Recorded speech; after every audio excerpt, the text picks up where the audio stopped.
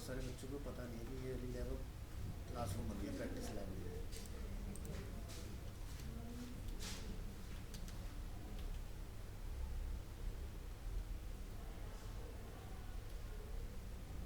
For loop extension of HTML.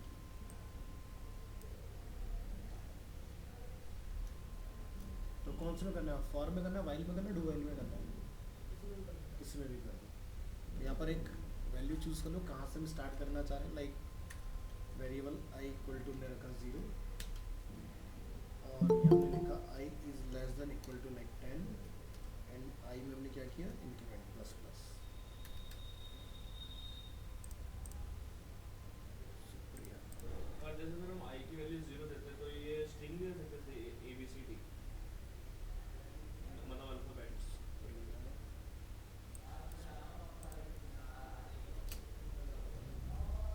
क्या कह रहे हो?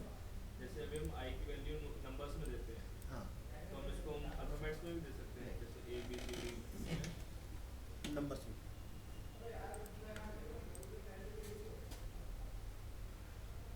चल, तो उसके बाद आप यहाँ से क्या लिखेंगे, document caps lock of dot write और इसको हमने क्लोज कर देना है यहाँ पर। और यहाँ जाकर हम लोग डिफाइन कर देते हैं जैसे कि अपडेट मैसेज लाइन और इसको हम लोग लिख देते हैं यहाँ पर क्या, बी आर। हम चाहते हैं 10 टाइम लाइन लिखा है लेकिन हर बार न्यू लाइन में लिखा हुआ है, तो मैं नंबर नहीं चाहिए ना, नंबर मत लिखो। और इस फाइल को जाके आपने यहाँ से रन कर दो। ठीक है। तो वो नंबर इसलिए लिखा था कि वो नंबर कॉल करते थे हर बार। हाँ, तो जैसे अब आपको इसकी जगह पर चाहिए कि भाई आपका लिखा है कि लाइन कौन सा है ये, हम लोग यहाँ पर क्या लिखेंगे, हाँ तो लाइन 1 2 3 4 5 6।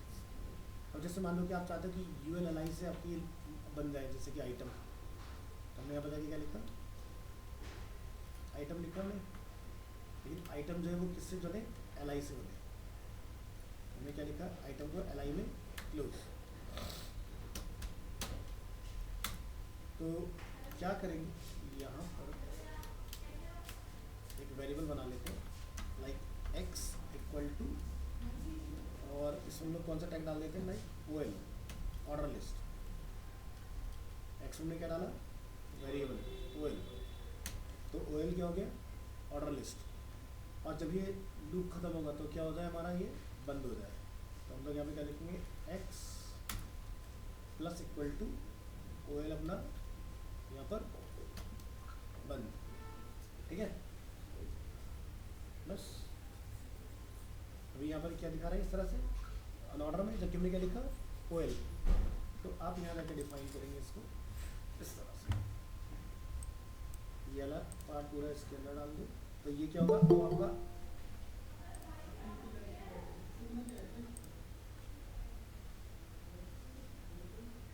ध्रुव, कहाँ पर भी ध्रुव,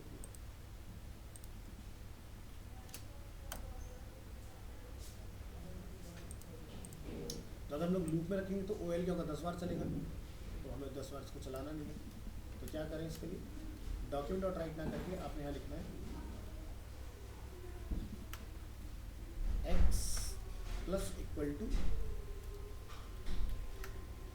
और एक्स की वैल्यू हमने क्या रखना है, स्मॉल, स्मॉल ऐसे। तो एक्स हमने क्या डाला, एल आई, और यहाँ पर हमने क्या करा है, इसको क्लोज। ठीक है, और बस आपने इस एक्स की वैल्यू कहाँ प्रिंट कराना है वो जाकर डिफाइन कर लो। जैसे हमने यहाँ पे लिखा, लाइक एक पैराग्राफ ले लो, पैराग्राफ को हम यहाँ पे क्या करेंगे, क्लोज। इसका आईडी क्या है, लाइक डेमो। बस डॉक्यूमेंट और get element by ID, ID is demo dot inner HTML equal to X को उसमें कॉल करो। ट्राई करके देखते हैं काम करते हो कि समझिए। तो देखो नंबर जो हमारे कहाँ से आ गए, ओ एल से आ गए, ऑर्डर लिस्ट की हेल्प से, और इधर से हमने अपना डेटा भेज दिया उसके अंदर लूप करा दिया। इस तरीके से आप करा सकते हो। लास्ट हमने एक नया टॉपिक अपना स्टार्ट कर लिया था, वो था नेविगेटर। नेविगेटर में हो गया था। हम लोग कर रहे थे जावास्क्रिप्ट में डॉक्यूमेंट ऑब्जेक्ट मेथड और डॉक्यूमेंट ऑब्जेक्ट मॉडल पे हम लोगों ने काम किया था अपना, ठीक है। सर जैसे हम फंक्शन बनाते हैं उसके हाँ। अंदर हम बीच में रिटर्न लगाते हैं, हाँ, वो क्या होता है वो बताओ। फंक्शन के अंदर जब हम लोग रिटर्न लगाते हैं ना, उससे एक फंक्शन को हम लोग एम्पावर कर रहे हैं कि उसको कितनी बार हम लोग को रीयूज़ करना चाह रहे हैं। जैसे एग्जांपल के तौर पर function with return value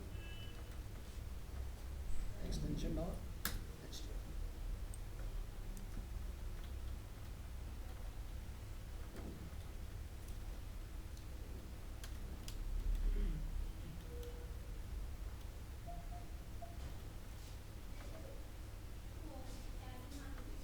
function अब हमने यहाँ पर लिखा जैसे कि एक फंक्शन है कैलकुलेट, और हम यहाँ जाके लिख रहे हैं इसके अंदर variable x equal to and variable y equal to. अब होगा क्या, यहाँ पर हम लिखेंगे डॉक्यूमेंट डॉट राइट, और x और y को हम लोग क्या कर रहे हैं, कैलकुलेट। तो जब भी हम लोग कुछ इस तरह का लिखते हैं हम यहाँ लिखेंगे result is plus X plus Y. तो ये स्ट्रिंग के साथ हो गया तो कैलकुलेट होगा नहीं, तो आपने इसको ब्रैकेट में बंद कर देना और कैलकुलेट करने का प्रिंट कर दिया। अब होगा क्या कि जब आप इस फाइल को रन करेंगे यहाँ से, हमने सेव एज किया था क्या,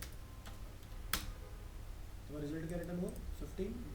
लेकिन इसमें प्रॉब्लम ये है कि आपका ये जो फंक्शन है कैलकुलेट सिर्फ इन्हीं दो वैल्यू को कर सकता है, ये किसी नए डेटा को नहीं करेगा। नया डेटा करना चाह रहे तो फिर से एक फंक्शन लिखो, बट हम चाहते हैं कि ये फंक्शन ऐसा बन जाए कि जितनी बार भी मुझे कैलकुलेट कुछ कराना हो ये काम करता रहे।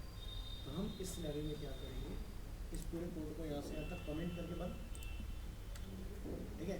हम फिर से अपना एक फंक्शन लिखेंगे फंक्शन, और इस कमेंट का हमने यहाँ पे जाके इसके अंदर दो पैरामीटर पास कर दिया, लाइक एक्स कॉमा वाई। ये हमारे पास क्या हो गए, दो पैरामीटर्स हो गए। तो यहाँ बोलते हैं पैरामीटर्स, अदर लैंग्वेज में इसको बोलते हैं आर्ग्यूमेंट्स, ठीक है।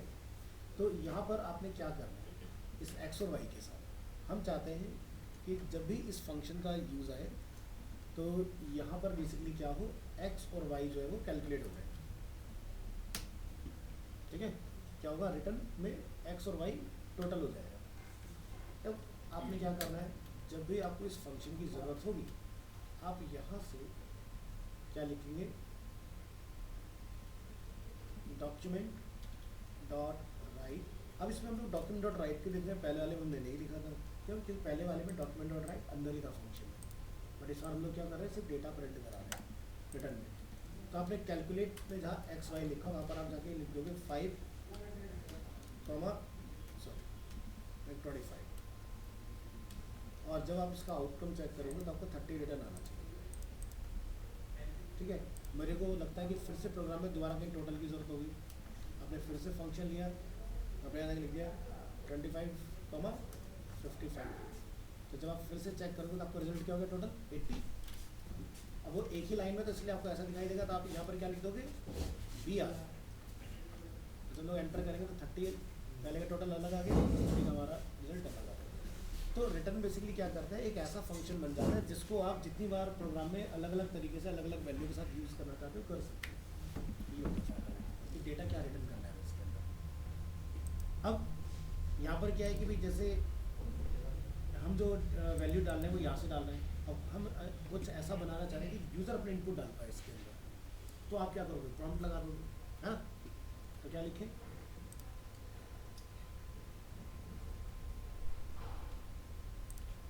एक्स और वाई जो हमारे यहाँ पर प्लस हो रहा है, तो इसको हम लोग यहाँ से कमेंट कर देते हैं इस पार्ट को। ये समझ में आ गया, ये हो गया। अगर हम अपने कैलकुलेशन कुछ कर रहे हैं, हमें चाहिए यूज़र के लिए, तो फिर से आप क्या करेंगे, फंक्शन बना लेंगे, इसी को ले लो कैलकुलेट, बट मुझे यहाँ पर ये एक्स वाई करने की ज़रूरत नहीं है। हम यहाँ पर जाएंगे, लिखेंगे वेरिएबल एक्स इक्वल टू पर एक मैसेज डालेंगे, एंटर फर्स्ट वैल्यू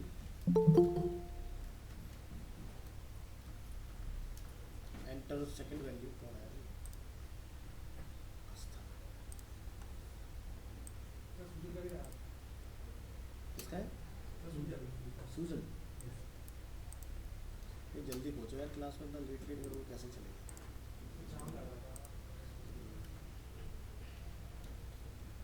पहले ही बफर लेके चलो। वाई हमने यहाँ पे क्या लिखा? Enter second value. अब यहाँ पर आप क्या करेंगे? लिख देंगे document dot gate element by ID. ID हमने क्या बनाया था? डेमो। ऐसे में डिलीट कर दिया हमने, डिलीट किया हुआ। तो यहाँ पर आ जाके आप एक पैराग्राफ ले लोगे और इसको एक आईडी दे दोगे डेमो, और यहाँ पर हम लोग लिखेंगे demo dot inner HTML equal to, आप चाहो तो यहाँ पर लिख देंगे सीधे x प्लस वाई, या फिर आप variable z equal to X plus Y कर सकते हो, तब भी बात आपकी वही रहेगी। इसके अंदर इस सिनेरियो में आपको एक ट्रिगर की रिक्वायरमेंट होगी, या तो वो ऑनलोड हो सकता है, हर बार आप पेज को रिफ्रेश करोगे हर बार आपका वो फंक्शन क्लिक होगा। हम चाहते हैं यहाँ पर एक बटन हो अपने पास, हमने लिखा है यहाँ पर जाके इनपुट टाइप बटन, या फिर आप बटन टैग का भी यूज़ कर सकते हो। क्या लिखेंगे यहाँ पर? बटन ऑन क्लिक पर हमारा कैलकुलेट फंक्शन ट्रिगर होगा, और इसके ऊपर क्या लिखा हुआ दिखाना चाहते हैं? कैलकुलेट। तो ये हमने बना दिया यूज़र चॉइस के अकॉर्डिंग कि जब यूज़र कैलकुलेट को ट्रिगर करेगा तो मैंने लिखा 5 और लिखा 10, ठीक है। तो यहाँ पर क्या हुआ?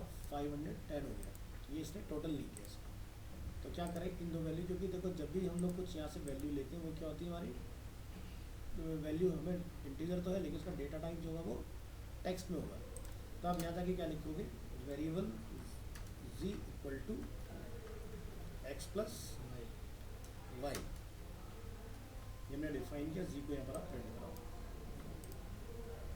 फिर से हम लोग चेक करेंगे रिफ्रेश करके, हमने लिखा 5 10 और इसको तो वैसे नहीं करते जैसे मैंने किया था पास्ट में। हाँ वही करके, क्योंकि ये जो हमारा डेटा का टाइप है, अगर हम लोग यहाँ पर लिखें टाइप ऑफ जी,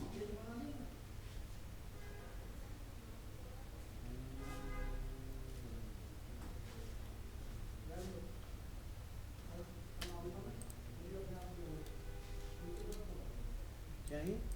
स्ट्रिंग है। तो जब तक ये नंबर नहीं होगा तब तक ये टोटल नहीं होगा। ये x प्लस वाई को हम दे सकते हैं ब्रैकेट के अंदर।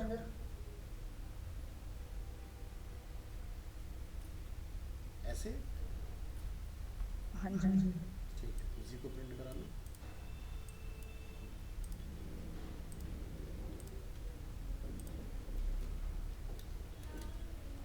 ठीक है, क्योंकि एक्स प्लस वाई यहाँ पर देखो किस केस में काम करता है, जब मैंने लिखा था रिजल्ट इक्वल टू, बट मेरा तो डेटा आने से पहले ही टेक्स्ट है ना, तो इसलिए आपको पार्स इंटीजर का बेसिकली यूज़ करना पड़ेगा कि जो भी मैं डेटा यहाँ पर लेके आ रहा हूँ वो पार्स हो जाए इंटीजर में, ना कि स्ट्रिंग में। इसलिए मैंने आपको यहाँ पर क्या लिख के दिखाया? Type of. टाइप ऑफ आपको ये बताता है कि जब मेरा टोटल नहीं हो रहा तो मुझे ये पता लगाना है कि मेरा डेटा का मुझे टाइप रिटर्न क्या हो रहा है। तो जब हम लोग यहाँ पर कोई वैल्यूज़ को दे रहे हैं ना तो मुझे रिटर्न आ रहा है स्ट्रिंग, ठीक है। तो जब तक ये आपका इंटीजर ना हो तब तक ये काम नहीं करेगा। तो हम यहाँ पे लिख देते हैं, इसकी ज़रूरत नहीं है, आप जी को ही लिखने पर पास इंटीजर, और यहाँ पे क्या लिख देंगे? जी।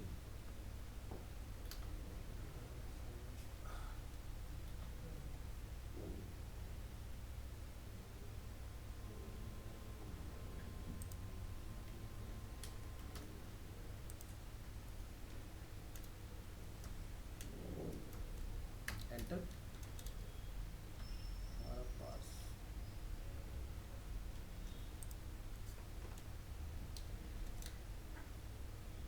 तो आपका पास इंटीजर का एक बार फंक्शन चेक कर लो, चेक कर लो इसमें पास इंटीजर। आई तो कैपिटल ही डाला था पहले भी, कैपिटल ही था, TARSCILT। ठीक है, तो आपने यहाँ पर क्या करना है, यहाँ गलत है, हम नीचे चेक करा रहे हैं, तो आप यहाँ पे लिखेंगे पास इंटीजर x पास इंटीजर y। अब आप डायरेक्ट इसी को प्रिंट करा के देखो। क्या नाम है दोनों का, विवेक और ध्रुव।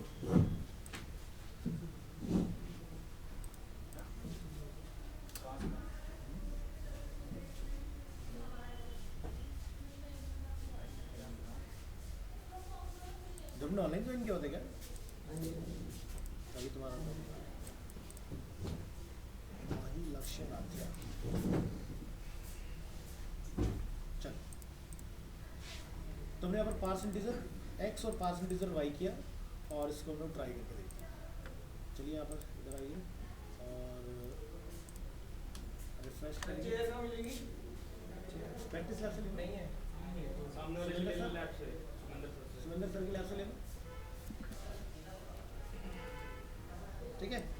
तो रिजल्ट क्या आ गया हमारा 50, ठीक है। दोबारा कैलकुलेट कर देखो, 30 प्लस 40 रिजल्ट इज 70। तो हमने यहाँ पर क्या करा, इस रिजल्ट को हमने इस पर चला दिया।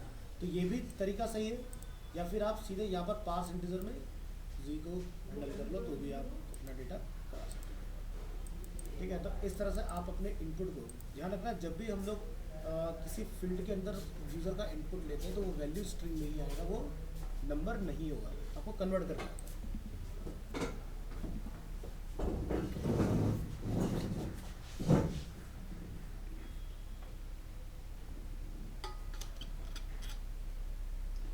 इसका कब यूज होगा? हाँ, इसका वैसे पहले मेथड से नहीं हुआ x+y, एक्स प्लस वाई से हुआ है, ऐसा नहीं कि नहीं हुआ, लेकिन उसने क्या करा कि यूज़र का, मैंने बताया ना कि जो इनपुट होता है किसी भी फील्ड के अंदर, चाहे वो फॉर्म का फील्ड हो या फिर प्रॉम्प्ट फील्ड हो हमारा, तो यूज़र का इनपुट जो हमें हमेशा मिलेगा ना, चाहे वो आप यूज़र से इनपुट ही नंबर में ही क्यों ना ले रहे हो, वो टेक्स्ट होता है। तो टेक्स्ट कभी टोटल नहीं होगा ना, टेक्स्ट तो वही हो जाएगा, जैसे मैंने लिखा राम श्याम, तो राम श्याम एक साथ आ जाएगा, लेकिन आप 5 प्लस करोगे 10 करोगे तो 510 एक साथ प्रिंट हो जाएगा, तो टेक्स्ट की फॉर्म में आएगा। तो वो टेक्स्ट ना हो, वो नंबर में कन्वर्ट हो जाए। अब जैसे मैं अगर यहाँ पर जाके लिखता हूँ ना टाइप ऑफ, लिखेंगे आप टाइप ऑफ जी, तो अभी हमें इसका जो टाइप ऑफ है कैलकुलेट 10 20 मुझे क्या मिल रहा है, नंबर। तो ये पास इंटीजर ने क्या करा, उसका नंबर बना दिया टेक्स्ट को, तो हम लोग इसको बोलते हैं कास्टिंग। वेरिएबल को आपने कास्ट कर दिया टेक्स्ट से नंबर के अंदर।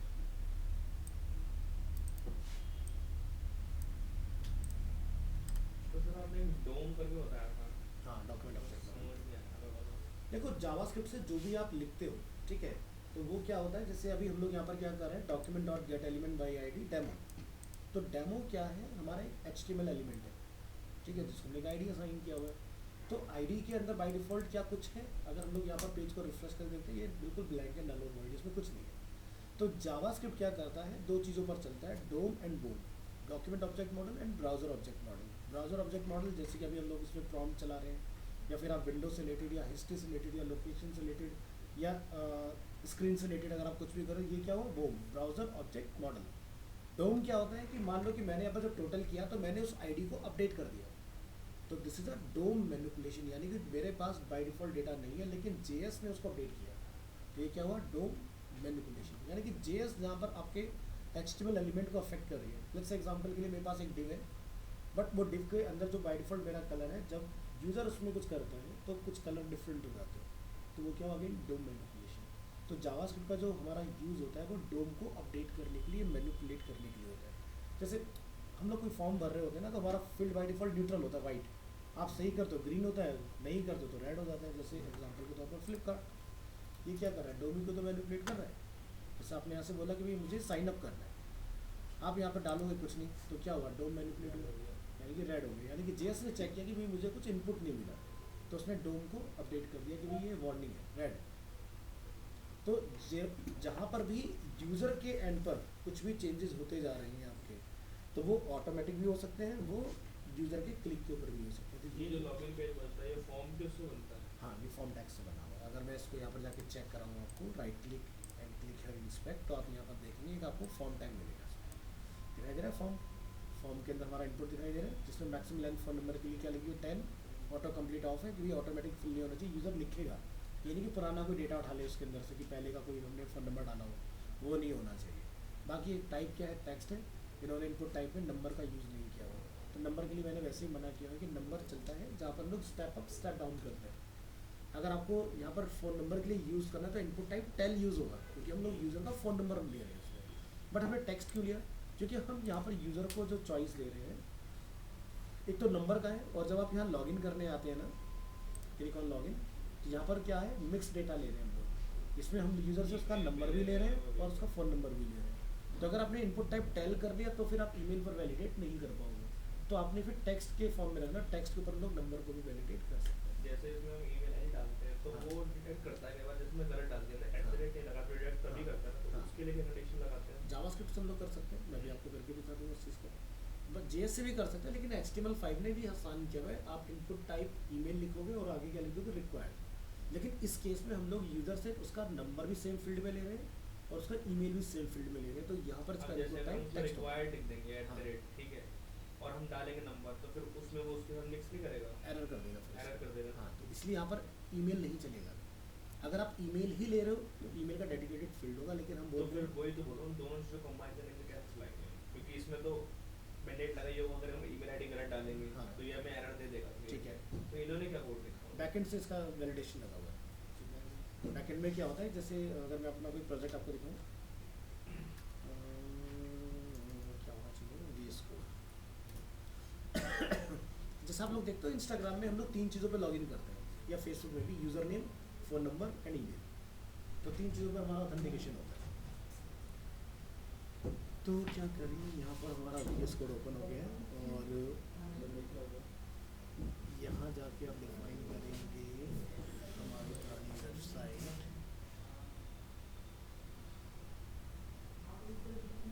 ई-कॉमर्स क्लिक ओपन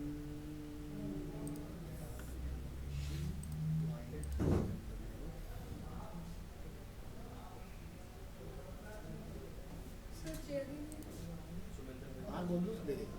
अभी नहीं चढ़ा दिया। पीछे कोई चेन नहीं है, सब ऑक्यूपाइड है, बाहर बोल दो, दे देगा। नीचे जीतू को आवाज दे दो।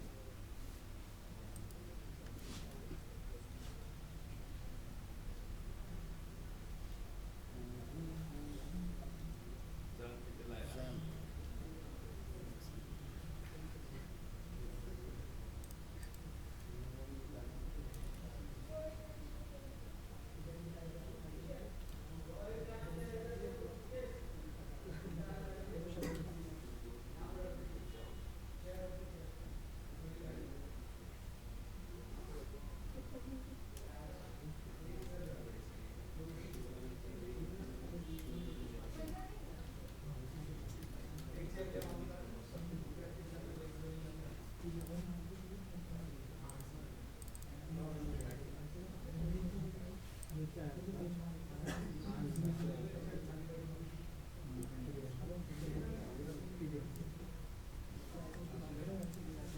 तो यहाँ देख रहे हो हमने कुछ बैकएंड में क्वेरी चलाई है, MySQL query connection, select ID from table user where email या फिर मोबाइल नंबर, ठीक है। तो जब ये यूजर या तो फ़ोन नंबर से लॉगिन कर सकता है इस प्रोजेक्ट में, या फिर अपनी ईमेल आईडी से लॉगिन कर सकता है, तो दोनों का हमने यहाँ पर कंडीशन लगा, और ब्लैंक छोड़ेगा तो हमारा इफ और एल्स वाली कंडीशन नहीं कर सकते इसके अंदर, जैसे कि अगर वो वाली फॉल्स हो जाए हमारी तो एल्स चल जाए।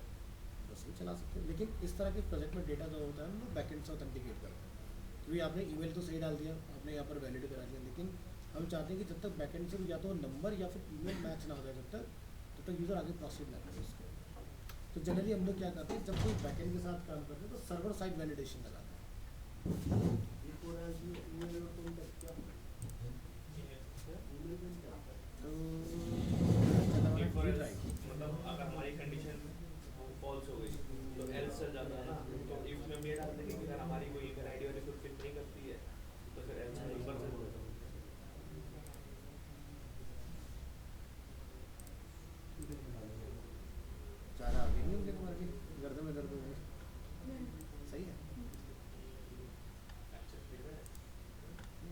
अच्छा, लेकिन थोड़ी देर से दर्द होने लग जाएगा। लेट आई है तो ज़्यादा ये जो कोड दिखा आपने ईमेल डॉट कॉम, तो सर ये चेक करता है कि ये सही है या गलत है? हमारा फोल्डर है PHP Fab 24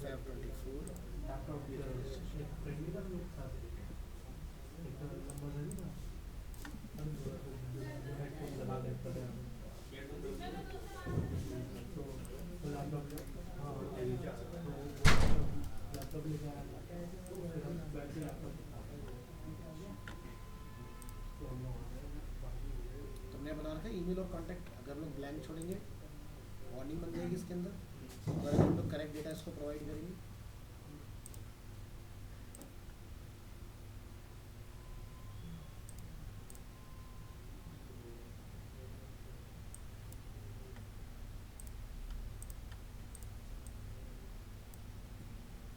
PHP CRUD नाम है हमारे कनेक्शन का। ठीक है, यहाँ जाओ।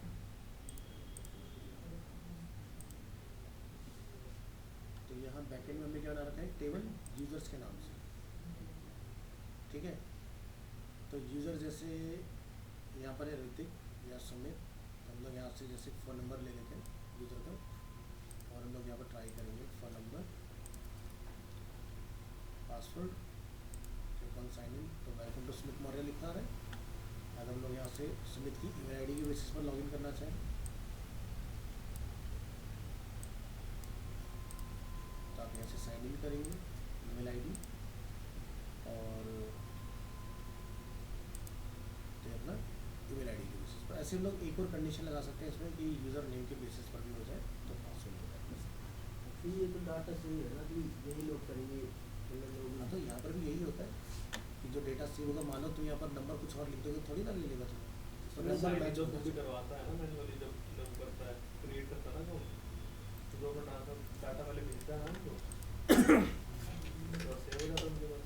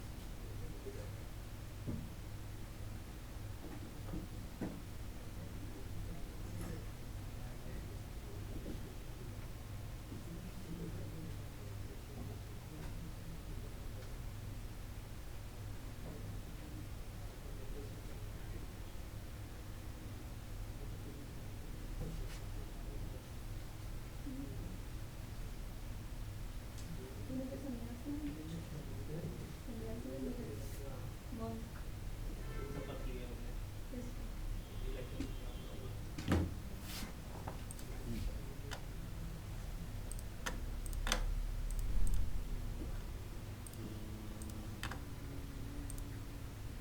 तो वैसे हमारा भी GWT वाला कितना और चलेगा, कितना टाइम ड्यूरेशन रहेगा? जावास्क्रिप्ट का नहीं पूरा मतलब एंड हो जाएगा। GWT में WDD कम से कम आपका मैक्सिमम मान के चलो 6 से 10 महीने लगता है खाली WDD। और अगर दौड़ना है तो फिर तो ऐसा होता है जैसे हम लोग को देखते हैं रोड मैप कि भाई ये कंडीशन होती है, ये लूप होता है, ऐसे होता है। उस पर एग्जाम्पल नहीं दे पाओगे, फिर एक एक एग्जाम्पल में काम खत्म होगा। डिफरेंट सिनेरियो पे आप लॉजिकली नहीं ट्राई कर पाओगे चीज़ें। नहीं प्रैक्टिस से आएगा तो ये तो अगर मैं 4 दिखाऊंगा तभी आप 6 बना पाओगे, अगर मैं 1 दिखाऊंगा तो फिर आप वही चला पाओगे, दूसरा कुछ कर ही नहीं पाओगे इसके अंदर। हाँ, कुछ 10 हमारे महीने में हो जाएगा हमारा कंप्लीट पूरा। 10 महीने बहुत अच्छे से हो जाता है, बहुत अच्छे से। मतलब कि आपको कोई भी अगर टास्क दिया जाए कि एक ब्लॉग जैसी वेबसाइट बना दो, तो आप उसका फ्रंट एंड और बैक एंड 6 घंटे में लिख सकते हो। ठीक है, एक दिन में करीबन कितना टाइम देना चाहिए? एक दिन में कितना टाइम देना चाहिए? Minimum minimum. कुछ नहीं है। ठीक है, Minimum अगर मैं अपना एग्जांपल दूं तो मैं मिनिमम 18 घंटे पढ़ता था।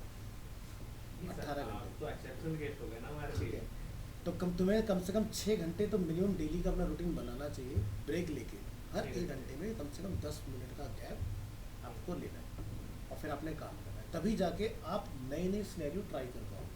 नहीं तो होता क्या है ना, जनरली डेवलपमेंट के अंदर बच्चा आता है वो उतना ही करता है जितना सबने करा, अच्छा चलो मैंने चला के देखा, कॉपी पेस्ट कोड सीखा, ठीक है हो गया। तो वो नहीं करना। तो आपको ना चीज़ों को समझ के करना। तेरी बात होती है।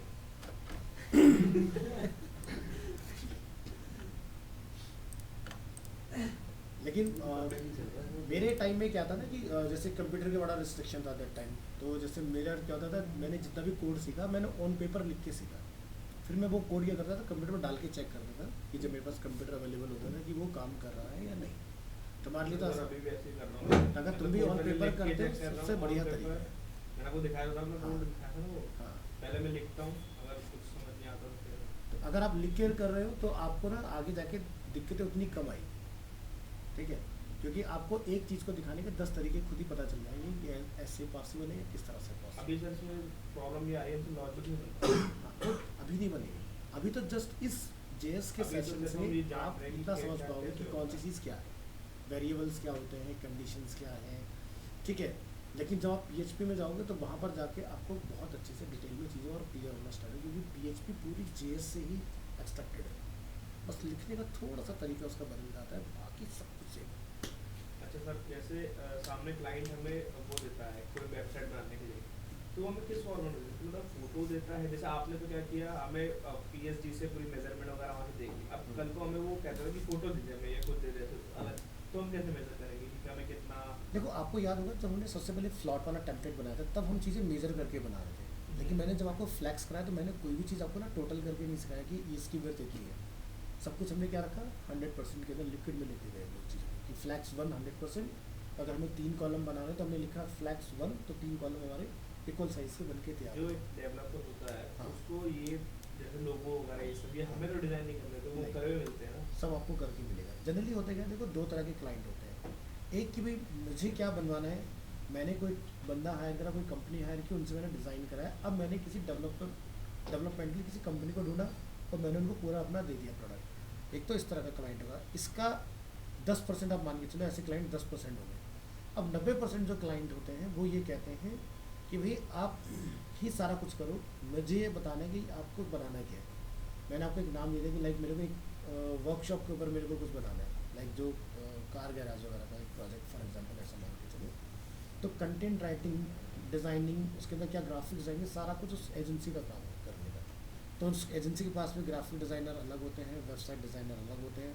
वो पूरा डिज़ाइन पहले कंपोज करेंगे, जो यूआई यूएक्स वाले लोग काम कर रहे हैं, फिर वो जाएगा वेब डिज़ाइनर के पास, वो उस डिज़ाइन से उसको कर देगा HTMLize। पैरेलली वेब डेवलपर क्या करेगा कि इस वेबसाइट में लॉगिन साइनअप जाएगा तो उसकी फंक्शनैलिटी वो रेडी रखेगा।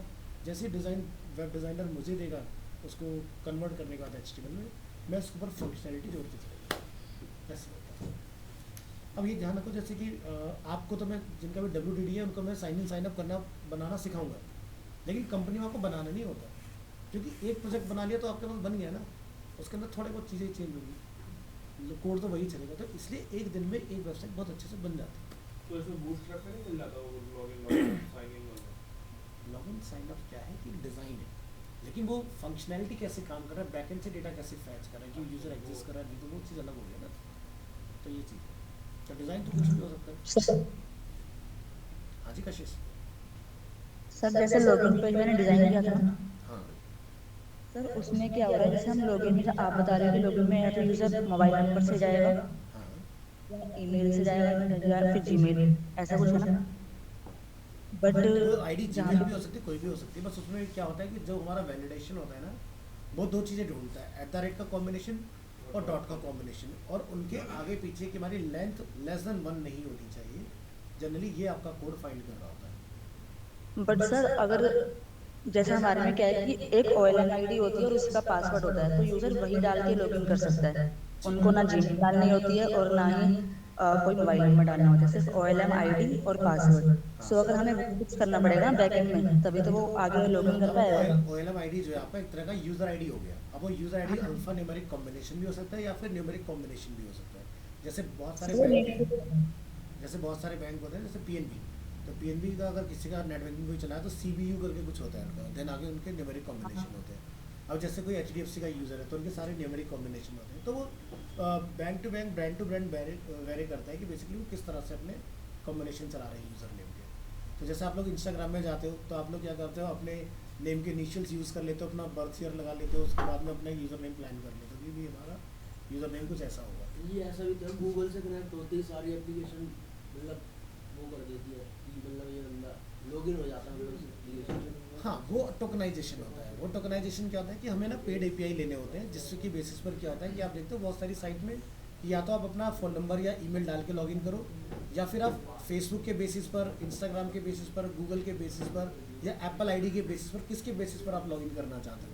इसका बेस्ट एग्जांपल है जैसे कि आप अडोबी पर अकाउंट बनाने जाओ, अडोबी इंडिया। अब अडोबी इंडिया में जब आप लॉगिन करने जाओगे तो यहाँ पर आपके पास चॉइस आएगी। जैसे हम लोग साइन इन पर क्लिक करते हैं, समझ आ रहा है?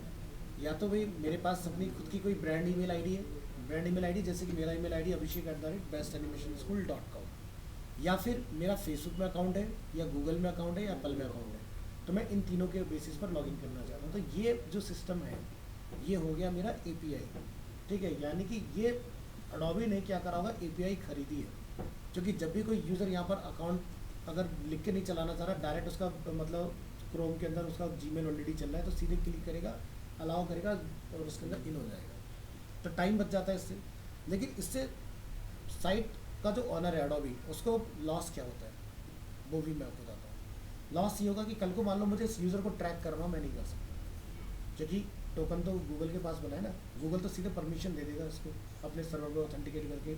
मैं इस बंदे को कभी ईमेल मार्केटिंग का पार्ट नहीं बना सकता कि अगर मुझे कल को कुछ ईमेल एक्टिविटी करनी हो कि इस बंदे के पास ईमेल चला जाए, तो नहीं जाएगा उसके पास।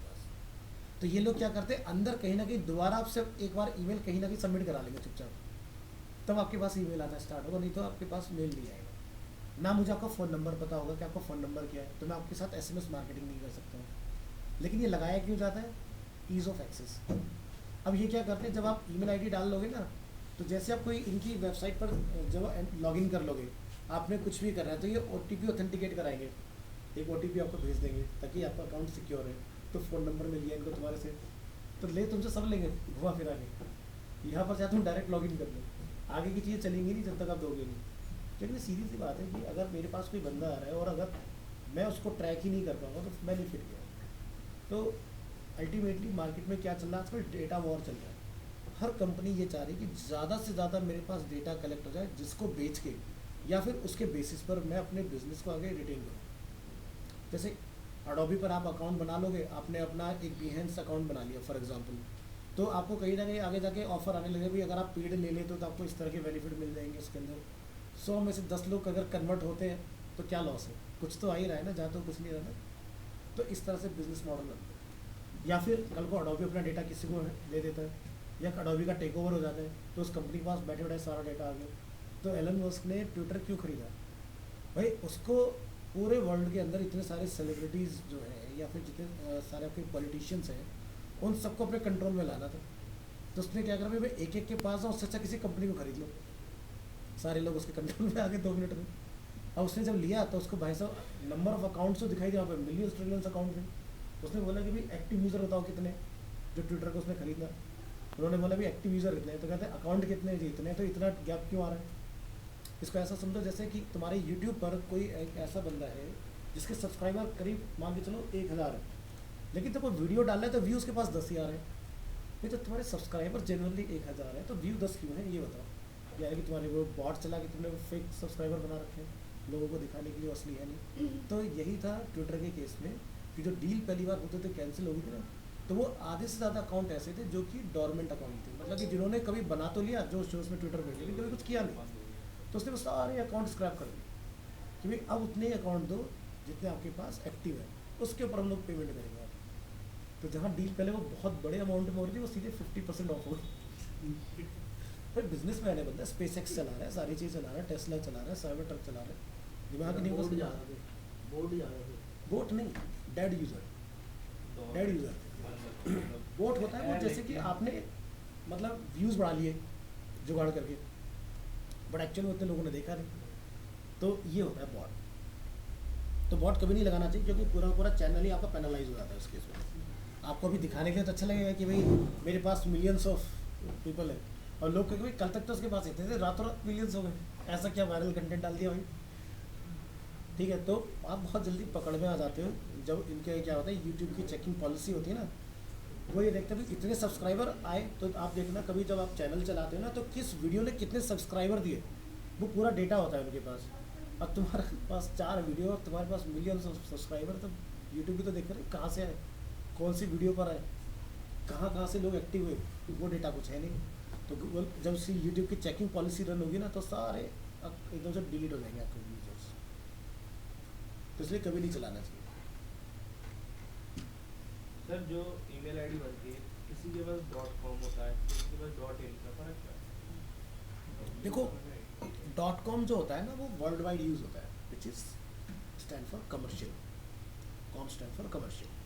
अब मान लो कि आपका एक ऐसा बिजनेस है, ऐसा एंटाइटी है जो सिर्फ और सिर्फ कंट्री स्पेसिफिक डील करता है। लाइक जैसे कि अरीना की अगर हम लोग बात करते हैं, तो अरीना क्या है, इन इंडिया भी है, आउट ऑफ इंडिया भी है। यानी कि इंडिया में 250+ हमारी ब्रांचेज हैं, और इंडिया से बाहर डिफरेंट कंट्रीज में 100+ कंट्रीज में हमारी रीच है, ठीक है। तो हमें चाहिए होता है .com। अब मान लो कि आप एक ऐसे मैन्युफैक्चरर हो और आपकी जो डील है वो सिर्फ और सिर्फ इंडिया में ही हो रही है, आपका कोई गुड्स ना तो बाहर जा रहा है ना बाहर से यहाँ आ रहा है, तो आपको क्या करना चाहिए, कंट्री स्पेसिफिक, यानी कि इनके साथ जाना चाहिए।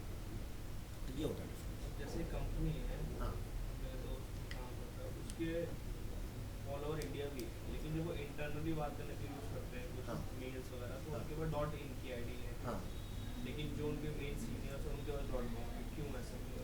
जब देखो सीनियर्स जो होते हैं ना, वो बिजनेस एक्सपेंशन में काम करते हैं। नहीं, अब कंपनी तो वर्ल्ड वाइड है। हाँ। आपने बोला कि इस स्पेसिफिक कंट्री में कर रहे हैं तो .in ही यूज़ करेंगे, लेकिन अब वो तो ऑल ओवर इंडिया यूज़ कर रहे हैं उसको, लेकिन .in की आईडी है मेरे हाँ तो इंडिया में या इंडिया से बाहर मेल भेजने के लिए पास, बाहर भी है। हाँ हाँ, तो क्या प्रॉब्लम है उसमें, तो वो वैलिड है। क्योंकि देखो सीधी सी बात है कि हम ये बता रहे हैं कि हम रिप्रेजेंट कहाँ से कर रहे हैं, ठीक है। ऐसा कुछ ज़रूरी नहीं होता कि हम यूनिट ही खरीदें, बट ध्यान रखना है कि जब आप कॉम लेते हो ना, तो जब आप खरीदते हो ये दैट टाइम, खरीदने में सस्ता महंगा होता है। हाँ खरीदने के टाइम पर इनकी कॉस्ट 50% होती है .in .in की, लेकिन जब आप रिन्यू कराने जाओगे तो कॉस्ट आपकी 40% 60% इंक्रीज होती है। कॉम की कॉस्ट सबसे ज़्यादा बढ़ती है। जैसे आज आपने लिया 3 साल का डोमेन आपने ले लिया, आज आपको कम पड़ेगा, क्योंकि भाई मुझे नहीं पता ना, बीइंग डोमेन रजिस्ट्रार की भी आपका आगे जाकर डोमेन कितना पॉपुलर होने वाला है। लाइक आपका डोमेन XYZ, और पता चला XYZ जो है वो अगले 3 साल में इतना एक्सपेंसिव हो गया कि उसकी लाखों में वैल्यू बन गई। अब हर बंदा लगा हुआ है कि कैसे भी करके ये डोमेन मिल जाए, तो सेल भी हो सकता है। करते हैं बिल्कुल। तो बहुत सारे लोग क्या करते हैं, नेट के ऊपर ना एक वेबसाइट होती है ज़ुबाकॉम पे जाके लोग ये देखते हैं कि कितने लोगों ने आज की डेट में कंपनी रजिस्टर की है। तो लोग उसके नेम्स के बेसिस पर डोमेन में पैसा लगाते हैं, रिस्क लेते हैं, जैसे ट्रेडिंग करते हैं। GoDaddy भी रजिस्ट्रार है जो बेसिकली डोमेन रजिस्टर करता है, होस्टिंग प्रोवाइड करता है। GoDaddy, बिगरॉक, ऐसी बहुत सारी कंपनीज हैं। तो इनके पास क्या होते हैं, फिर वो होते हैं जो ब्रोकर का काम करते हैं। जैसे मान लो कि पंकज को एक डोमेन चाहिए xyz.com, और वो XYZ जो है अंकित के पास है। तो मैं पंकज को ये बोलूँगा एज अ GoDaddy रजिस्ट्रार कि भाई मैं ये डोमेन आपको दिला सकता हूँ, आपकी 6,000 रुपये फीस लगेगी इसमें, ठीक है, नहीं वन टाइम, ठीक है। तो 6,000 रुपये मैंने आपसे लिया, अब मैं अंकित से बात करूँगा, भाई तुम्हारे पास डोमेन का कोई काम है? अंकित कह रही थी मेरे पास तो बेकार पड़ा है, तो भाई बताओ आपके डोमेन को मैं अगर 3,000 रुपये पे करता हूँ तो चलेगा? अंकित कहते थे हाँ जी ले जाओ जी, मेरे पास तो बेचती पड़ा। तो अंकित ने जहाँ उसको पे किए थे 2-3 साल में 500-600 रुपये पर ईयर, अंकित का पैसा डबल हो गया, इधर तुम्हारा काम सॉल्व हो गया, इधर मेरे को 3,000 रुपये बैठे बैठाए तुम्हारे दोनों के बीच में मिल गए, ठीक है। तो ये तो डोमेन ध्यान रखना, जब भी कभी कंपनी कुछ प्लान कर रहे हो ना, 1,000 रुपये का रिस्क होता है, पहले डोमेन रजिस्टर करो, किसी दूसरे बंदे को बताने से पहले डोमेन खरीद लो, कि कल को पता चला तुमने किसी अपने यार दोस्त से बोला, वो डोमेन लेके बैठ गया तुम्हारा, अब करते हो। तो ऐसा एक हुआ था इंसिडेंट बहुत पहले प्रिया गोल्ड कंपनी के साथ, तो जिसके डोमेन की डील लाखों रुपए में हुई। अब ब्रांड ये तो है नहीं कि कोई दूसरा लेगा, प्रिया गोल्ड ब्रांड मेरा है, चला कोई और रहा है, ठीक है। तो हमें इस चीज़ का ध्यान रखना होता है, ठीक है। तो डोमेन के केस में ध्यान रखना, डोमेन का बड़ा झोल होता है, तो डोमेन सबसे पहले लो, उसके बाद कंपनी रजिस्टर कराओ, वो सबसे सेफर साइड। और जब भी डोमेन लो तो उसके साथ के जो आपके स्टैंड से वो जरूर है, जैसे .org, .in, .co.in, ताकि कोई तुम्हारे क्लोज नेम के पास भी जाके ना खरीद पाए।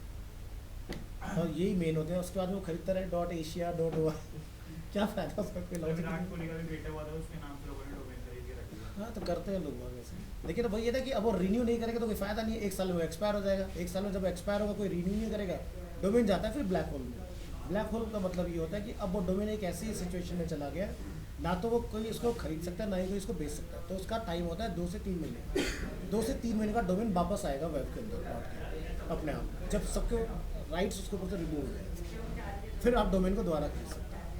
तो अगर मान लो कि कभी आपका डोमेन की पेमेंट आप नहीं कर पाए टाइम पर रिन्यू, तो 1 महीने का टाइम होता है उसको रिवाइव करने का। 1 महीने के बाद ना तो जिस कंपनी से आपने खरीदा वो और ना ही आप, दोनों में से कोई भी उस डोमेन को वापस नहीं ले सकते, वो अपने आप ही फिर से खुद ही रिकवर हो जाएगा। इसको हम बोलते हैं वेब की लैंग्वेज में ब्लैक होल में चला गया, उसको कोई नहीं निकाल सकता, वो खुद आएगा। अब वो लग वाली बात है कि किसने सबसे पहले ले लिया, ये चीज़ है। तो डोमेन से कुछ फर्क पड़ता है? डोमेन क्या है? तुम्हारा नाम, अब जैसे तुम्हारा नाम है माही, और तुम्हारा नाम ही यहाँ पे किसी ने ले लिया, अब मैं माही बोला, 2 लोग खड़े हो रहे हैं, हाँ जी सर, ये होता है, यानी कि आपकी आइडेंटिटी ही जो है ना electronic ID. Company sir Boolean value क्या है? बूलियन वैल्यू क्या?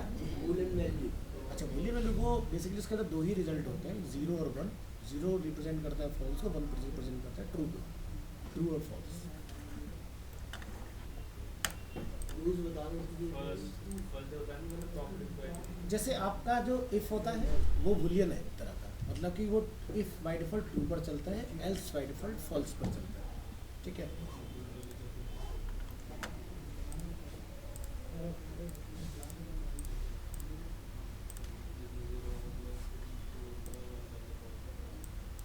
तो बूलियन के ऊपर एग्जांपल दें आपको,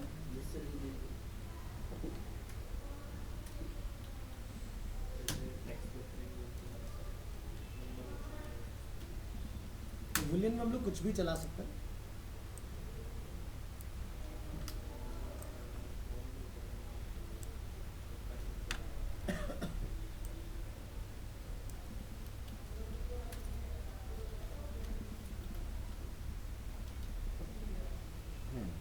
तो मेरे पास एक वेरिएबल है x और मैंने इसको एक वैल्यू असाइन किया ट्रू, ठीक है। x को हमने क्या वैल्यू दिया? ट्रू। ट्रू किसी कोट में नहीं है तो बाय डिफ़ॉल्ट क्या होगा मेरा? बूलियन वैल्यू होगा। तो कैसे पता लगाएं? लिखेंगे document dot right type of, हमने यहाँ पे जाके लिख देना है x, तो ये x का टाइप रिटर्न करो क्या है। यहाँ आते हैं और इसको हम लोग रन करें तो क्या लिखा रहा है? बूलियन, ठीक है।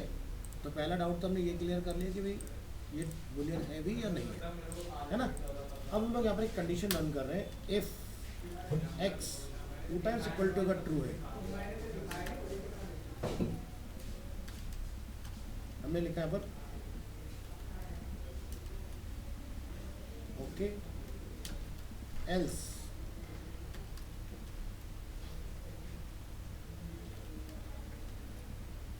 फॉल्स। और इसकी हमें कोई ज़रूरत नहीं है, मैं किसी क्लिक पर नहीं चला रहा हूँ, जैसे पेज को रिलोड करेंगे ओपन होगा ऑटोमेटिकली मेरा कंडीशन ट्रिगर हो जाएगा। यहाँ आएंगे, हमने एग्जाम्पल को रन किया, हमें क्या रिटर्न आ रहा है? ट्रू, यानी कि ओके। अब आप यहाँ जाके लिखोगे इसके अंदर x की वैल्यू क्या हो जाए? फॉल्स, ठीक है। अब आपका ये चलेगा, यहाँ जाओ रिफ्रेश करोगे, क्या रिटर्न आ रहा है? फॉल्स, ठीक है। तो रूल को चेक करने का सबसे बढ़िया तरीका है कि इस तरह से आप रख के चेक करा सकते हैं, ठीक है, कि आपके किस वेरिएबल के अंदर क्या। बाय डिफ़ॉल्ट इफ़ जो होता है वो बूलियन ही है एक तरह से, कि जब ये ट्रू होता है तभी ये अपना डेटा देता है, अगर ये फॉल्स होगा तो अपना डेटा नहीं देगा, यानी कि एल्स ट्रिगर होगा उसके। इसके अलावा और कौन सी प्रॉपर्टीज होती है? जैसे नंबर हो गया, स्ट्रिंग मतलब जैसे टेक्स्ट हो गया, हाँ। बूलियन हो गया, और आपका वो होता है जैसे फ्लोटिंग नंबर, फ्लोटिंग नंबर यानी कि जो डेसिमल में होते हैं हमारे, वो फ्लोटिंग नंबर होते हैं। फ्लोटिंग नंबर इंटीजर्स, ऑब्जेक्ट्स होते हैं हमारे, जो हमने क्लास वगैरह बना के सीधे एरे ऑब्जेक्ट के फॉर्म में या फिर कर्ली ब्रेसेस के फॉर्म में, जैसे first name, middle name, last name, age, gender, उस तरह की चीज़ें वो सब आपकी आती हैं। तो जावास्क्रिप्ट के अंदर जितने भी हमारे ऑब्जेक्ट्स टाइप है ना, वो सारे क्या हैं? आपके 2 कैटेगरी में डिवाइडेड है, प्रिमिटिव एंड नॉन प्रिमिटिव, जिसको हम लोग आगे जाके PHP में समझते हैं compound and non compound object. तो नॉन कंपाउंड के अंदर आपके एरे क्लासेस आती हैं, ये इस तरह का ऑब्जेक्ट्स। बाकी कंपाउंड के अंदर आपके string, integer, value, double, float, ये सारी चीज़ें आपके उसके अंदर आती सर एरे का यूज़ क्या है कैसे? एरे का यूज़ क्या है? हैं। एरे का यूज़ किया मैंने, जैसे एक वेरिएबल बनाया स्टूडेंट, स्टूडेंट इक्वल टू मैंने उसमें लिख दिया अंकित। तो एरे क्या होता है, बाय डिफॉल्ट सिंगल वैल्यू को अपने अंदर होल्ड करता है। अब मैंने एक वेरिएबल बनाया स्टूडेंट्स और मैंने तुम सबका नाम उसके अंदर स्टोर कर दिया, ठीक है। तो अब मेरी रिक्वायरमेंट, जब भी मुझे स्टूडेंट से कुछ निकालना होगा, लेट्स से कि भाई मेरे को बंच ऑफ डेटा में से मुझे पंकज को रिट्रीव करना है, तो मैं पंकज की की डाल दूंगा उसके अंदर कि इसकी इंडेक्स वैल्यू क्या है, ये 0 पर है या फिर किसी पर्टिकुलर नंबर पर है।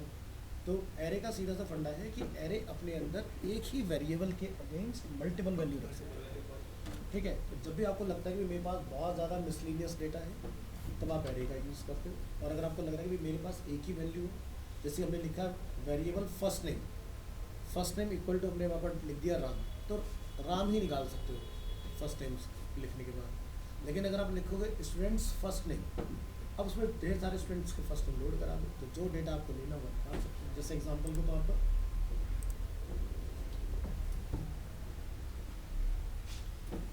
ये प्रैक्टिस करके देख रहे हैं, जस्ट मेरी नॉलेज चेक कर रहे हैं कि सर को आता कि नहीं आता। अरे एग्जाम्पल, चलो यहाँ जाओ, एक वेरिएबल बना लो लाइक स्टूडेंट्स इक्वल टू।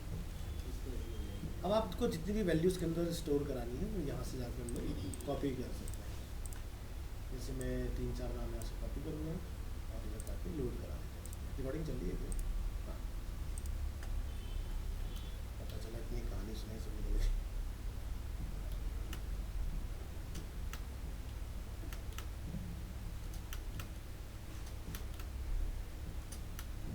ठीक है, बस इतना रख लेते हैं बहुत। अब डेटा अपने सब कॉमा लगा के रखना होता है और हर एक डेटा को हमें डबल कोट में रखना होता है।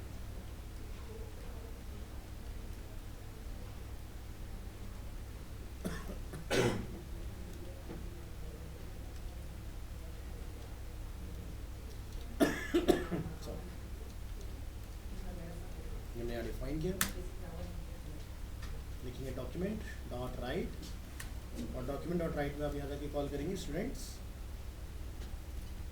एंड अभी क्या होगा कि स्टूडेंट्स के अगेंस्ट हमने कितने नंबर ऑफ वैल्यूज रखे हुए हैं, जैसे कि 3 4, पहले इसका क्लियर करो फिर बता। इसी में ही है मतलब। हाँ बोलो।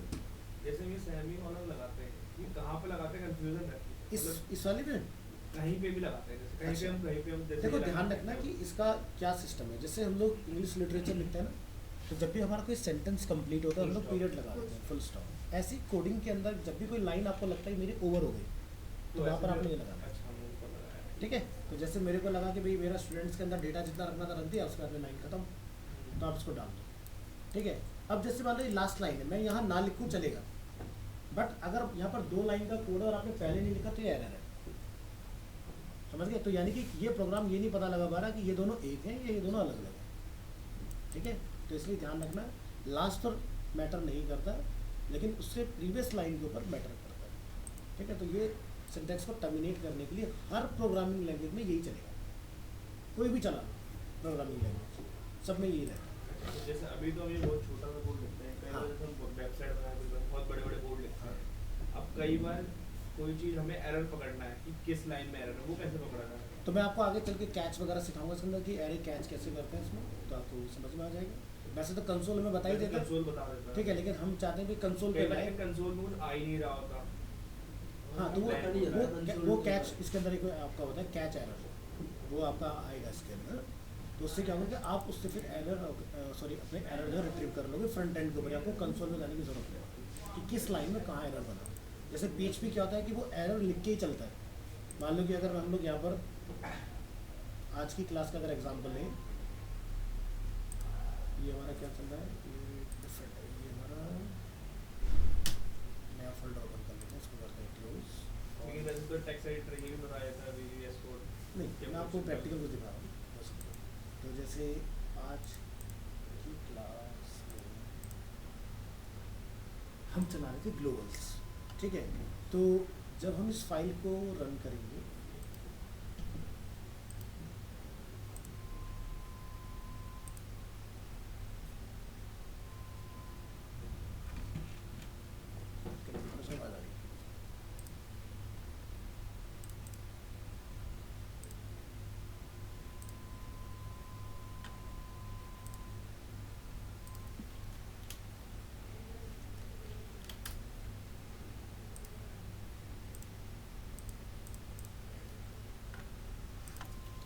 देखो एरर यहाँ लिखे आ रहे हैं कि कहाँ गलती है।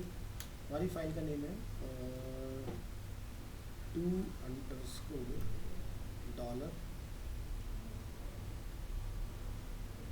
global star PHP ना कुछ मिस्टेक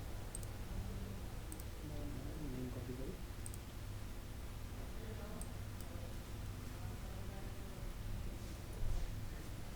और उसके पहले एक फोल्डर हो रहा है सुपर ग्लोबल्स के नाम से।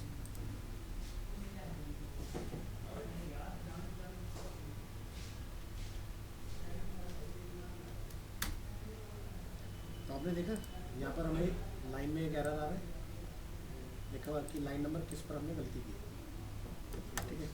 तो ये बता रहा है हमारा प्रॉपर फाइल किस जगह पर ये फाइल आपने स्टोर किया, XAMPP htdocs 8-9 मार्च आज की date super globals file name and line number 52। ये तो कंसोल में आया था ना लाइन। अब जैसे कंसोल JS का तो होता है, PHP में कंसोल नहीं होता है, तो PHP ने एरर लिखने का क्या सिस्टम निकाला कि वो यहाँ देते हैं आपको सामने लिख के, लेकिन ये भी सिर्फ ऑफलाइन में आता है, ऑनलाइन में ये एरर नहीं आता है। जब हम लोग डेवलप कर रहे होते हैं तभी आपको ये एरर मिलेगा। तो देखो लाइन नंबर 52 अगर हम लोग ढूंढें तो आपको यहाँ दिखाई दे रहा है वार्निंग है अनडिफाइंड वेरिएबल $x। तो भाई ये जो वेरिएबल है, देखो जैसे हमने जावास्क्रिप्ट पढ़ा था, जावास्क्रिप्ट में क्या था, अगर कोई आपने वेरिएबल ग्लोबल स्टेट में डिफाइन किया हुआ है तो आप उसको किसी स्कोप में फंक्शन में रिट्रीव कर सकते हो, ठीक है। लेकिन PHP एक ऐसी लैंग्वेज है जिसमें आप ग्लोबल वेरिएबल को किसी स्कोप में एक्सेस नहीं कर सकते। तो उसके लिए कीवर्ड चलते हैं ग्लोबल, या तो ऐसे या फिर इस तरह से, तब जाके हम लोग एक्सेस कर पाते हैं। तो मैंने देखो पूरा ऊपर जब पढ़ाता हूँ ना तो पूरी JS तुम्हारी यहाँ रिपीट होगी। देखो लिखा हुआ है ना कि वेरिएबल x 10 है, लेकिन मैंने अगर JS वाले एग्जाम्पल से किया तो मुझे x का रिजल्ट रिसीव हो रहा होगा 10, देखो लिखा है। तो जो अभी आप JS पढ़ रहे हो ना, अभी तो मैं आपको JS से फ्रेंडली कर रहा हूँ, जब आप PHP पढ़ोगे तो पूरी JS साथ साथ चल रही होगी, ताकि हर एग्जाम्पल को आप और अच्छे से समझ पाओगे कि किसको कैसे यूज़ करना है, और विद थ्योरी सब लिखा के पढ़ोगे एक एक चीज़, ये किस लाइन का क्या होता है।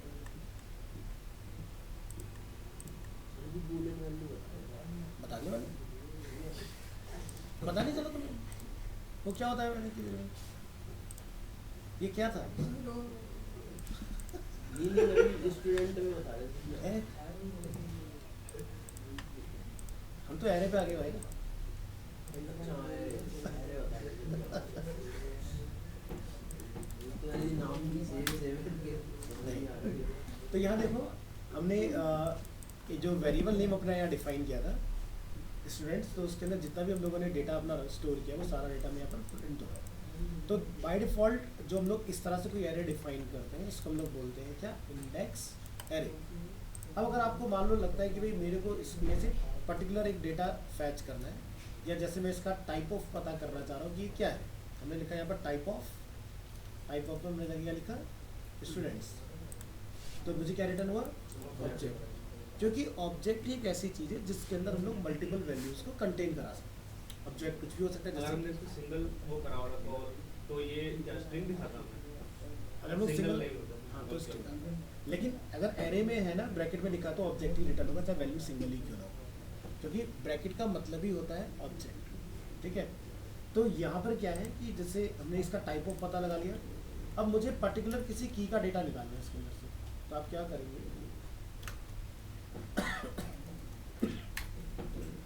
तो एरे में बाय डिफ़ॉल्ट जो हमारी पोजीशन स्टार्ट होती है वो 0 से होती है। 0 पर आपको यहाँ से योगिता का नेम रिटर्न आएगा, और अगर हम लोग यहाँ से 2 लिखेंगे तो हमें तालिब का नेम रिटर्न आएगा इसके अंदर, ठीक है। तो आप पर्टिकुलर वैल्यू को फैच कर सकते हो और एंटायर डेटा को भी हम लोग डाल सकते हैं। तो जैसे हम लोग क्या करते हैं कि एक एरे बना लेते हैं ई-कॉमर्स वेबसाइट के अंदर कि भाई हमें इस एरे में 40 प्रोडक्ट ही एक बार में दिखाने हैं, तो आप डेटा फिल्टर करके इसमें 40 प्रोडक्ट ले आते हो, 40 प्रोडक्ट से आपको एक क्लिक पर दिखते हैं, फिर नेक्स्ट क्लिक पर 40 और आपको दिख जाते हैं। जैसे अब यहाँ फ्लिपकार्ट में आओगे और यहाँ से आपको कैटेगरी चूज़ करेंगे टी शर्ट, तो आपको क्या लिखा रहा है 31,984 टी शर्ट्स आज की डेट में फ्लिपकार्ट पर लिस्ट हो रखी है, आप देख रहे हो। और अभी हम लोग उसमें से फर्स्ट से 40 देख रहे हैं, और जैसे आप यहाँ से पेजिनेशन चेंज करोगे तो आपका 41 to 80 हो जाएगा, ठीक है। तो ये एरे ही है, यानी कि बैकएंड से हमें सारा डेटा जो है एक मेंस टी शर्ट्स के नाम से एक एरे एज्यूम कर लेते हैं, सारा डेटा उसके पास है, और उससे हम लोग फिल्टर करके लेंथ गेट करके लेकर आए कि हमें ये ही डेटा इसमें से रिट्रीव कर रहे हैं। तो जब इस तरह का कुछ बनाएंगे तो समझ में आएगा। तो जैसे ये हमें इसकी लेंथ पता करनी है तो क्या right type of your length आप यहाँ पर जाकर सीधे लिख दो स्टूडेंट्स डॉट लेंथ, तो आपको लेंथ पता चल जाएगी। तो हमें लेंथ कितना है 5। जब भी आप लेंथ निकालोगे ध्यान रखना कि 1 2 3 4 5 ही ऐसे निकालता है, बट जब लोग पोजीशन से डेटा लेते हैं तो 0 1 2 3 4 होगा। लेंथ हमेशा टोटल दिखाता है। डेटा जब आप लेते हो तो आपको 0 से चलता है, तो यानी कि ध्यान रखना 5 है, तो लेकिन जब आप वैल्यू रिट्रीव करोगे तो 4 तक ही जाएगी आप, क्योंकि अगर 0 ऐसे पर मुझे पर्टिकुलर नेम का वो इंडेक्स जानना हो हाँ तो डायरेक्ट नेम कॉल करेंगे यहाँ पे। पर्टिकुलर नेम का इंडेक्स जैसे जानना अभी तो ये बहुत कम है। ठीक है, तो इसका एक तरीका हम लोग ऐसे कर सकते हैं, जैसे मैंने यहाँ जाके क्या लिख दिया, लाइक 15 लिख दिया। ठीक है, अब हमें इसका जानना है कि इसका टाइप क्या है। ये टाइप जानना चाह रहे हो ना नहीं इसमें? टाइप नहीं, हाँ। इसका इंडेक्स वैल्यू कितना है। जैसे कोई अभी तो ये बहुत कम है, सपोज करो हमारे पास 1000 से नेम है ठीक है, और हमें जानना है कि योगिता का कौन से इंडेक्स पे आ रहा है। योगिता का नेम कौन से इंडेक्स पर अवेलेबल है। हाँ, तो कैसे जानेंगे ये? एक सेकंड, क्या दोबारा पूछो, सवाल क्या दोबारा? कि जैसे हमारे पास मिसलेनियस नेम्स अवेलेबल है, ठीक है, फिर ठीक है, अब मुझे योगिता का नेम कॉल कराना है, योगिता का नेम निकालना है आपको। लेकिन मुझे कैसे पता लगेगा बीच में इतने के कौन सी इंडेक्स है? अभी तो हम जैसे थोड़ा सा तो हम देख के बता रहे हैं कि इसकी इंडेक्स वैल्यू 5 होगी या 4 होगी, ठीक है, लेकिन आप सपोज करो 535 पे इसका नेम है, ठीक है, तो वो इंडेक्स वैल्यू कैसे पता लगेगी? तो उस केस में ना डेटा हम लोग ऐसे नहीं निकाल रहे होते, फिर यहाँ पर आपको क्या करना रहेगा,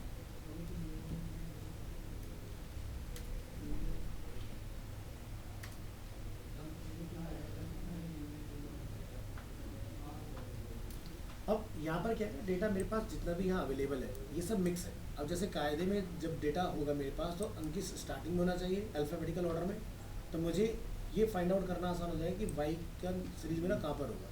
ठीक है, तभी क्या मिक्स डेटा है हमारे पास, तो एरे में हम लोग शॉर्टिंग परफॉर्म कर सकते हैं। यहाँ से भी हमें ऑब्जेक्ट फाइल रिटर्न हो रहा है, यहाँ जाओ,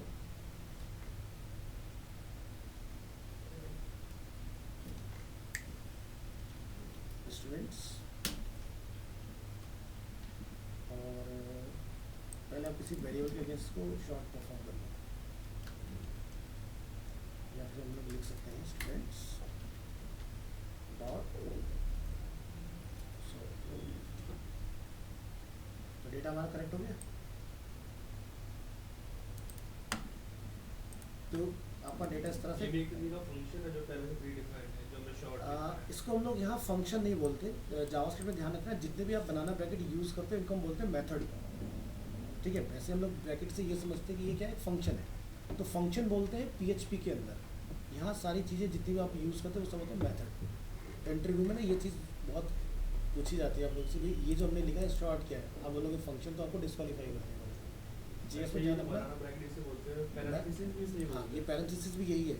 ठीक है, लेकिन अगर मैंने शॉर्ट यूज़ किया तो ये प्री डिफाइंड मेथड है यार, लेकिन अगर यही PHP में पूछा जाएगा तो ये प्री अगर मैं डिफाइंड जैसे फंक्शन है। इसको ये डॉट लिख के और जैसे अपर केस से लोअर के चेंज करता हूँ, हाँ, तो काम हो जाएगा, काम तो चलता है। ये हाँ। क्या है फिर? ये वो भी मेथड मेथड ही करना है। हाँ, तो जैसे मैं यहाँ पर जितना भी डेटा इसके अंदर लिखा है सबको मैं अपर केस लोअर केस कुछ भी करना चाह रहा हूँ। तो एग्जांपल के तौर पर जैसे मैंने यहाँ पर एक वैल्यू लिया, variable x equal to demo. अब डेमो क्या है, सब कुछ स्मॉल में लिखा हुआ है, तो मैंने यहाँ जाके लिखा डॉक्यूमेंट डॉट राइट, और मैंने लिखा x dot to upper case. Demo आप देखो कैपिटल हो गया, एक अपर होता है, एक लोअर होता है, एक लोअर होता है, कैपिटलाइज होता है। इसमें कैपिटलाइज नहीं होता, कैपिटलाइज फिर उसमें HTML में वो CSS से करते हो आप। होता इसमें दो ही चलते हैं, या तो टू अपर केस या टू लोअर केस। हाँ, ऐसे काम करेगा इसका। अगर आपको इसको लिंक बनाना है तो आप यहाँ जाके लिख दोगे डॉट। तो फिर ये कैसे Link। चलेगा? जैसे जो कैपिटलाइज चलाते हैं हम CSS में, इसमें कैसे चलाना होगा? वो चलाना इसमें कैपिटलाइज कैसे चलाना है, हाँ। तो यहाँ पर जाकर आपको लिखना होगा x डॉट स्टाइल डॉट, और यहाँ पर आएगा टेक्स्ट ट्रांसफॉर्म। तो फिर CSS ही लिख दिया सर। हाँ, JS में CSS चलती है ना, तो आप जो भी तो मैनिपुलेट करोगे तो आपको, लेकिन आप देख रहे हो CSS जो हम लोग लिख रहे हैं वो JS के स्टाइल में लिख रहे हैं। यानी कि हम लोग टेक्स्ट ट्रांसफॉर्म ये वाला नहीं लिख रहे, ऐसे हम जेएस के केस में लिख रहे हैं, यानी कि कैमल केस में। क्या बोलते हैं? ठीक है, टेक्स्ट ट्रांसफॉर्म इक्वल टू यहाँ जाके अपनी वैल्यू पास करके आओगे उसके अंदर, जैसे कि पहले अपर केस ट्राई करके देखते हैं कि होता है कि नहीं होता है। और ये हमने यहाँ पर डिफाइन किया। अब ये डायरेक्ट आपका रेंडर नहीं होगा, तो इसको आपको क्या करना पड़ेगा, बातें मत करो, लिखो यहाँ पर variable like z equal to में लिखा x dot style dot text transform और इक्वल, अच्छा दोनों इक्वल टू आएगा इसलिए काम नहीं कर रहा अपना। ठीक है, तो इसको मैं क्या करूँ, एक आईडी ले लो इसको एग्जांपल के लिए।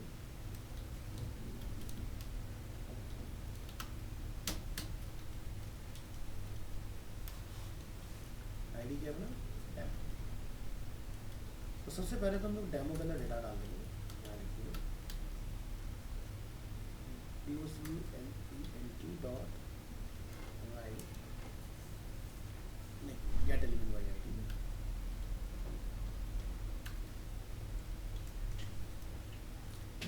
आईडी है अपना demo dot inner HTML equal to, और यहाँ जाके हमें उसमें डिफाइन कर देंगे अपना x वेरिएबल। तो x में हमने डेटा रखा हुआ है डेमो, और हमारा डेमो इसमें रिटर्न हो गया। नेक्स्ट हम इसको स्टाइल करना चाह रहे हैं, तो आप यहाँ लिखेंगे डॉट स्टाइल डॉट, पहले कलर डाल के देखो कोई क्या हम लोग कलर डाल पा रहे हैं, जैसे लिखा है यहाँ पर क्या रेड, प्रॉपर्टी जा रही है हमारी। अब हम लोग यहाँ पर टेक्स्ट ट्रांसफॉर्म ट्राई करके देखेंगे,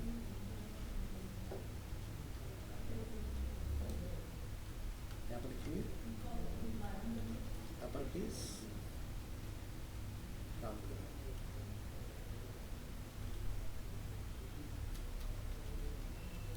सर टू अपर केस, क्या टू अपर केस लगा के नहीं होगा? नहीं नहीं, वो तो हमने कर लिया, हम कैपिटलाइज ट्राई कर रहे हैं। ठीक है, तो आप देख लो फर्स्ट लेटर हमारा हो गया कैपिटल, जबकि हमने यहाँ पर वैल्यू में क्या वैल्यू पास किया हुआ। तो आपको ये चीज़ का ये ध्यान रखना है कि बहुत सारी पॉसिबिलिटीज़ जो है वो डॉक्यूमेंट डॉट राइट में नहीं है, तो आपको उसके लिए किसी आईडी पर पॉइंट करके डेटा को चलाना है, काम हो जाएगा। और ध्यान रखना डॉक्यूमेंट डॉट राइट का हम लोग यूज़ नहीं करते जब कोई वेबसाइट बनाते हैं। डॉक्यूमेंट डॉट राइट क्या होता है, सिर्फ और सिर्फ लॉजिक को टेस्ट करने के लिए होता है। जब सारा काम हो जाए तो उसको आपने अपने HTML के साथ अगर डालना है तो आपको आईडी का ही यूज़ करना है, तभी आपका डेटा वहाँ तक पॉइंट होगा। अब आप इसमें अपर केस लोअर केस जो भी आप टाइटल केस जो भी अपना चलाना चाहते हो सारे केस आपके काम हो जाएंगे।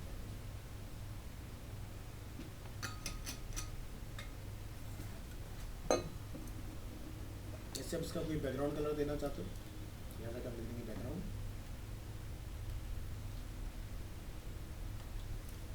तो जावास्क्रिप्ट में CSS ऐसे लिखी जाती है।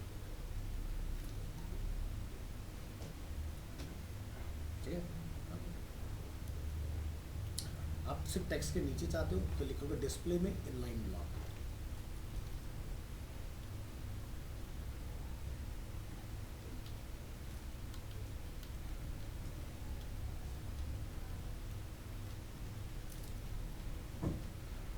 ठीक, सेलेक्ट मैटर भी कराएगा। ठीक है, लेकिन ध्यान रखना सारा कुछ स्टाइल पे देना। अब इसमें ऐसा नहीं होगा आपका अभी के लिए कि भाई आप ये सोचो कि भाई स्टाइल डॉट आप सारी CSS लिख डालो, जैसे हम लोग वहाँ लिखते हैं ना कि क्लास का नेम दिया लिख दिया अलग अलग चलेगा, वैसे ही काम नहीं करेगा। तो इसका एक तरीका है कि आप स्टाइल पहले लिख के रख लो और फिर हम लोग उस पूरे स्टाइल को ही कॉल करा दें इसके अंदर, ऐड स्टाइल रिमूव स्टाइल, तो पॉसिबल है। और फिर आप पूरा कोड पहले यहाँ लिखोगे टाइटल के अंदर स्टाइल टैग में, और उस क्लास को फिर आप माउंट करोगे यहाँ। ठीक है, चलो जी आज